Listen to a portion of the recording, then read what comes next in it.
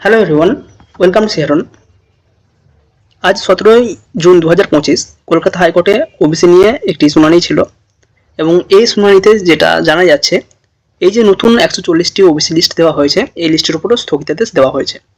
যদিও বা আমরা লাইভের পুরো অংশ ইউটিউবের মাধ্যমে দেখতে পাইনি, কিছুটা অংশ আমরা দেখতে পেয়েছি। কোনো ত্রুটির কারণে আমরা সেই জায়গা থেকে দেখতে পাচ্ছিলাম না।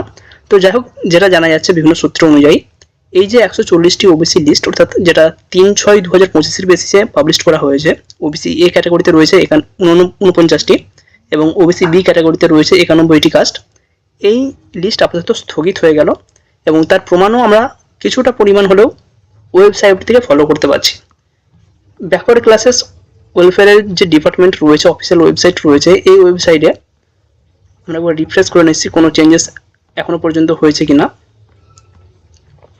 এখানে আমরা হোমবারে home, SC ST EWS, backlog certificate, official, contact us, how to apply, just এই কয়েকটা মেনুই দেখতে পাচ্ছি। বাট বিকাল 4:40 পর্যন্ত আমি যেটা এখানে ওয়েবসাইট ফলো করেছিলাম, এখানে ওবিসি একটি নতুন অপশান ছিল এবং এই অপশানের মাধ্যমে যাদের ওবিসি কাস্ট চেঞ্জ হয়েছে, ওবিসি বি থেকে ওবিসি এতে গেছে বা ওবিসি বি থেকে ওবিসি এ থেকে ওবিসি বিতে কনভার্ট হয়েছে, তাদের যে কাস্ট চেঞ্জের প্রক্রিয়া সেটা কিন্তু শুরু হয়ে গিয়েছিল।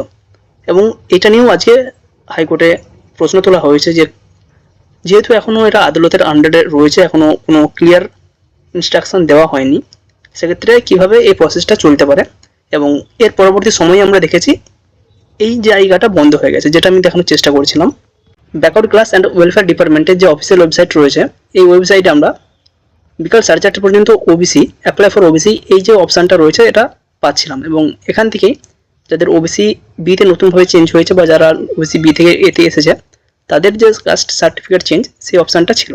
বাট এর পরবর্তীকালে এই অপশানটা কিন্তু তুলে নেওয়া হয়েছে, যেটা আমরা আগে ওয়েবসাইটে দেখলাম, এটা কিন্তু আর ছিল না। এই যে ওবিসি যারা কাস্ট সার্টিফিকেট ওবিসি এ থেকে বিতে এসেছে বা বি থেকে এতে গেছে, তাদের যে চেঞ্জেস প্রক্রিয়া, এই প্রক্রিয়াটা নিয়েও আদালতে প্রশ্ন তোলা হয়। এখানে দেখুন ভিডিওটা। After the hearing concluded, I am instructed to state that the state has issued another notification calling upon all the officers of the state to issue caste certificates in accordance with the list notified now. They are in a tearing hurry to, yes, they have given it last evening. The matter is going on here. They want to provide us a fait accompli, render the writ petitions infructuous, and allow for another generation, another 10 years, belows, where Article 14 and 15 is sought to be violated at will. When the matter is at large before your lordships, and your lordships have posted the matter to today at the request of the other side, to facilitate conclusion, the post haste, the conduct of the parties your lordships have also held, and it is now part of the statutory law under 41 of the Specific Relief Act. I'm only saying an analogous principle is applicable. Your lordships will kindly see the conduct of the party. I am before you. We have been seeking your lordship's urgent attention. Notification after notification comes by.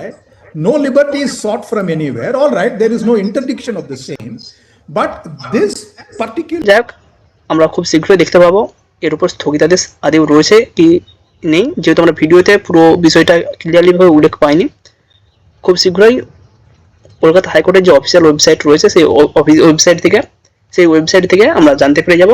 এবং সূত্রের মারফত আরও যে খবর রয়েছে, আগামী 24শে জুলাই পর্যন্ত বা আগামী 24শে জুলাই এর পরবর্তী শুনানি রয়েছে এবং এর মাঝে যাবতীয় রিক্রুটমেন্ট বা কলেজ অ্যাডমিশনের প্রক্রিয়ার ক্ষেত্রে হাইকোর্ট থেকে জানানো হয়েছে 2010 সালের আগে পর্যন্ত যে সমস্ত ওবিসি লিস্ট ছিল সেই লিস্ট অনুযায়ী রিক্রুটমেন্ট করা যাবে, এক্ষেত্রে কোনো বাধা নেই। এবং কলেজ অ্যাডমিশনের ক্ষেত্রেও 2010-এর বা তার আগের যে ওবিসি লিস্ট ছিল সেই লিস্ট অনুযায়ী কলেজ অ্যাডমিশন করা যাবে, এক্ষেত্রে কোনো হাইকোর্টের বাধা থাকবে না। হাইকোর্ট এক্ষেত্রে ক্লিয়ারলিভাবে আজকেও উল্লেখ করে দিয়েছে।